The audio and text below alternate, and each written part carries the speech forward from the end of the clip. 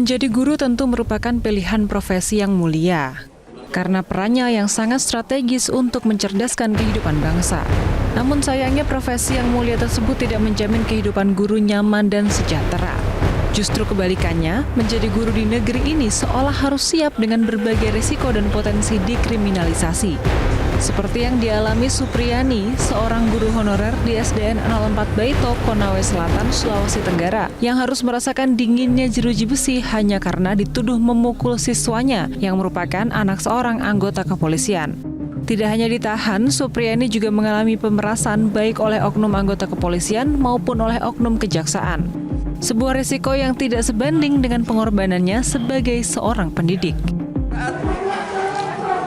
Setelah dia tersangka, ada permintaan uang. Berapa? 2 juta. Siapa yang minta? Kapolsek. Siapa saksinya? Ibu Supriyani dan Pak Desa. Sudah diambil oleh Kapolsek di rumahnya Pak Desa. Berapa nilai uangnya? 2 juta.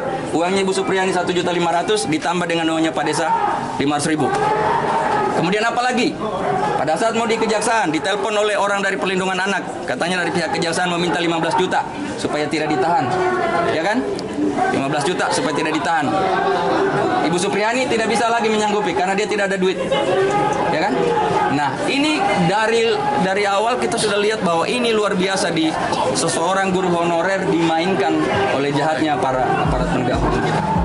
Selain dikriminalisasi seperti yang dialami Supriyani, banyak guru lainnya yang menjadi korban kekerasan.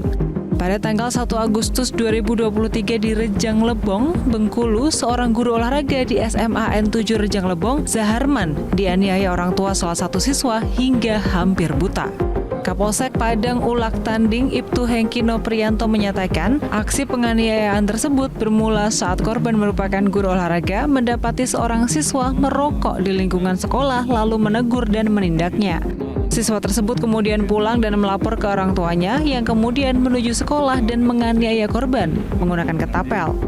Akibat penganiayaan tersebut, korban terkena batu di bagian mata hingga nyaris buta dan harus mendapatkan perawatan di rumah sakit. Kekerasan juga dialami Ali Fatkur Rahman, seorang guru di sebuah sekolah madrasah aliyah di Pilangwetan, Kebonagung, Kabupaten Demak, Jawa Tengah. Ali dianiaya siswanya sendiri menggunakan senjata tajam di dalam kelas hingga kritis dan harus dilarikan ke rumah sakit. Peristiwa ini terjadi saat korban tengah membagikan soal ujian tengah semester di dalam kelas. Tiba-tiba pelaku mendekat dan langsung menyerangnya menggunakan senjata tajam hingga mengenai leher dan tangan kanannya. Kapolres Demak AKBP Muhammad Purbaja mengatakan pelaku AR menganiaya gurunya sendiri karena kecewa dengan nilai yang ia dapat sebelumnya. Pelaku diduga kecewa karena nilainya tidak memuaskan. Tim Liputan Metro TV. Kasus Guru Supriyani menjadi satu dari sekian banyak kasus kriminalisasi guru di Indonesia. Kita akan bahas lengkapnya pemirsa dalam segmen Analog.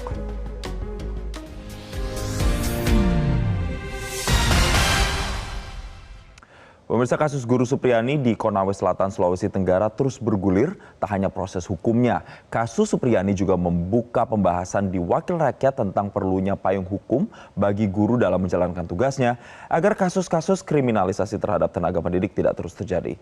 Serentan itukah profesi guru di zaman media sosial saat ini? Dan pertanyaan keduanya adalah bagaimana seharusnya posisi pendidik di lembaga pendidikan masa kini agar tak ada lagi kasus kriminalisasi. Dan untuk membahasnya telah tersambung bersama kami Novita Tandri, psikolog anak dan remaja di segmen Analog Anda Tanya Psikolog. Dan kami juga mengundang Anda pemirsa Selamat Pagi Indonesia untuk bisa berpartisipasi dan berinteraksi langsung dengan psikolog di nomor 021 583 99100. Langsung kita sapa, selamat pagi Mbak Novita Tandri. Selamat pagi Mbak Jason. Mas Jason, maaf. Ya, baik. Terima kasih Mbak Novita telah bergabung bersama kami melihat atau menilik kasus dari Guru Supriyani ini yang terus bergulir sampai dengan sekarang karena adanya tuduhan kekerasan, tapi ternyata kemudian berujung kriminalisasi, ada juga pemerasan di sana. Apa yang bisa kita pelajari? Apa evaluasi yang bisa kita sama-sama maknai di sini dari proses hukum yang berjalan, Mbak Novita? Baik Mas Jason, kalau ngelihat kasus yang ada di Konawe Selatan, Sulawesi Tenggara, yang Guru Supriyanti dan juga anak di usia 6 tahun di SD, salah satu SD yang ada di Konawe. Kebetulan saya sendiri menangani anak tersebut. Jadi kalau melihat kasus ini dengan adanya KDRT yang terjadi di sekolah, kalau buat saya alangkah bijaknya kalau kita benar-benar bisa menelusuri kasus ini sampai ke dalam.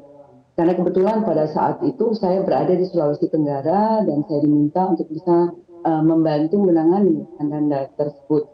Kasusnya sampai sekarang masih dalam proses yang terus masih bergulir karena kebetulan saya sendiri menangani sang anak yang 6 tahun sekali lagi Mas Jason, anak 6 tahun kelihatannya memang sulit untuk bisa membuat satu keputusan dalam arti berbohong kepada orang tua atau kepada psikolog yang menangani. Dalam hal ini adalah saya sendiri. Jadi kalau buat saya mungkin perlu juga untuk menyikapi bahwa tidak hanya ke dalam kasus posisi Guru Supriyanti, tetapi kita juga harus ada berada di posisi si anak yang berusia 6 tahun ini. Apakah betul memang anak ini terjadi apa yang disebut dengan KDRT? Karena memang bukti-bukti dari hasil visum yang keluar, itu ada bukti pemukulan. Jadi kalau kita lihat ada bekas sapu yang dipukul sampai cukup parah, Mas. Tapi kasusnya masih terus bergulir untuk pembuktian dan saat ini sudah sampai di kejaksaan.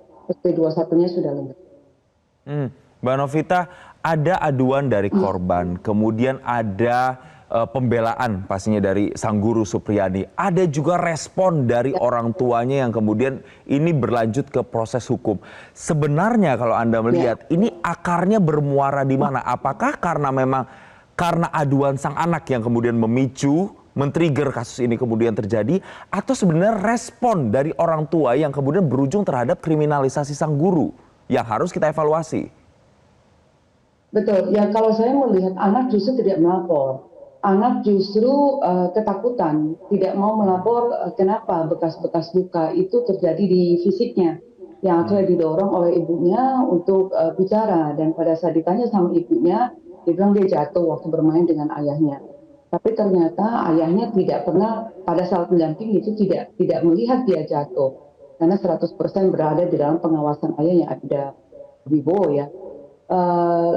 Dan akhirnya dibujuk dan berterus terang bahwa memang ada terjadi pemukulan terhadap si anak.